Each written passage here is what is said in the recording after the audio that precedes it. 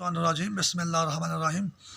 World cup میں کل Pakistan match ہار گیا۔ بہرحال ہار جیت تو گیم کا حصہ ہوتی ہے، لیکن ورلڈ انگیج ایشوز کے لحاظ سے اور کانسپائریسی تھیوری کے لحاظ سے جو ہماری گفتگو چل رہی ہے، اس میں نظر نہ آنے والا شیطانی جال کوئی نہ کوئی مردود بات کرتا ہی رہتا ہے، جس میں اسلام کا، مسلمانوں کا، پاکستان کا نقصان ہو۔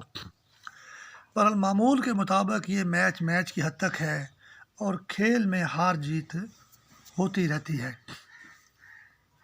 لیکن کل جیسے میچ ہوا بھی برطانیہ جیتا ہے اور پاکستان میچ ہارا ہے۔ جو نظر نہ آنے والے شیطانی جال نے کل میچ کے متعلق بھی بہت سی باتیں کی، اسی سے سلسلہ ایسے بڑھا آگے کہ جیسے وہ کہتا ہے کہ جی 14 اگست کو، آج 14 نومبر ہے، برطانیہ آزاد ہوا، پاکستان آزاد نہیں ہوا، تو شیطان نے یہ بھی مردود آگ اگلی کہ اس نے وہ والا برطانیہ جتوا دیا کل جو ہے۔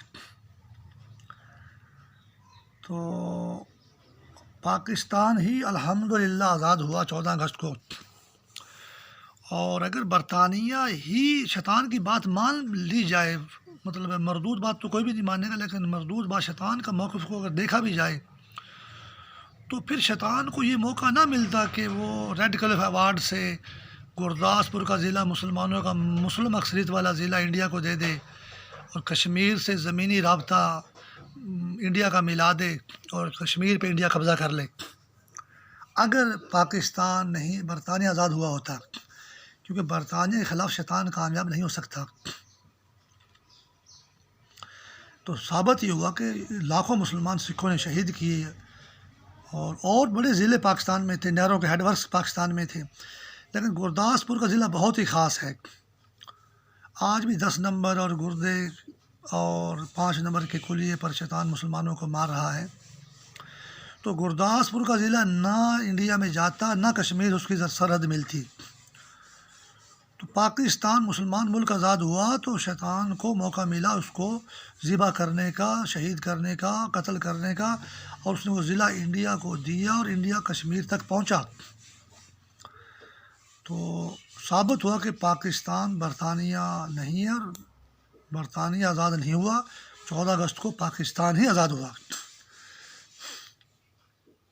پاکستان کے شناختی کارڈ کے بارے میں بھی شیطانی جال بڑی بات کر، آپ کا شناختی کارڈ پاکستان کا نہیں ہے، بہت سے پاکستانیوں کو پاکستان نہیں کہتا، دنیا بھر کے کلپریٹس پاکستان میں بھر دیے ہیں اور وہ پاکستانی ہیں، تو بہت ظلم ہے۔ بہرحال یہ جو پاکستان کے شناختی کارڈ سے بھی دشمنی کرتا ہے، یہی وہ شیطانی جال ہندوستان میں بھی ہے، جو مسلمانوں کا ڈومیسائل کا مسئلہ پیدا کرتا ہے، کیونکہ ڈومیسائل ہندوستان کا نہیں ہے۔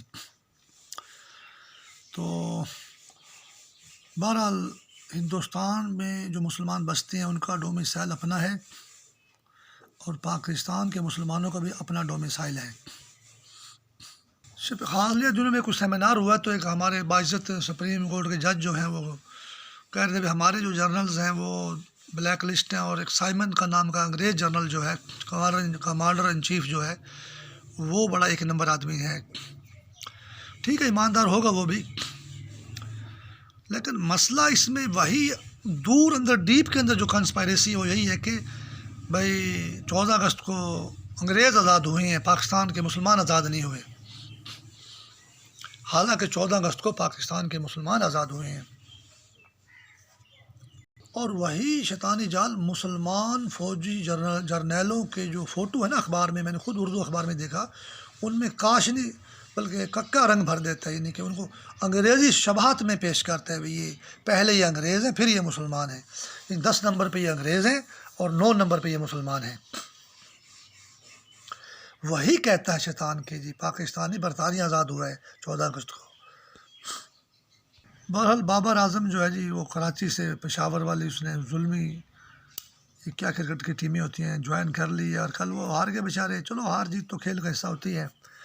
بابر اعظم سے بھی دشمنی ہے ان کو، لیکن اصل دشمنی ان کی بابری مسجد سے ہے۔ پچھلے دنوں میں دیکھ رہا تھا کہ ایودھیا میں انہوں کا بڑا کوئی آیا تھا اور گیا تھا، جس کو یہ خدا مانتے ہیں، وہیں پہ بابری مسجد کا مسئلہ پیش کیا گیا۔